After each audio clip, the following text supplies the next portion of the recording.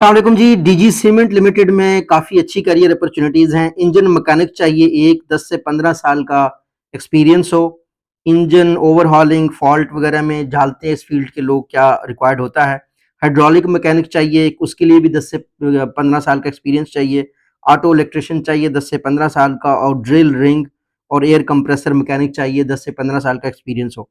अच्छा, इसके लिए आपने सीवी भेजनी है sn.ahmed@dgcement.com।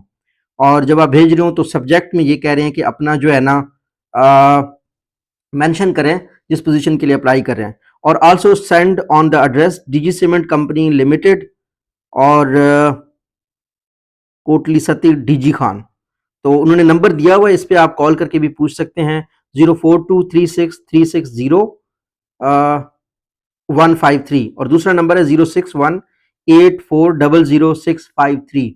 तो जो भी लोग हैं इसके लिए क्वालिफाई कर सकते हैं, लाजमी अप्लाई कीजिएगा।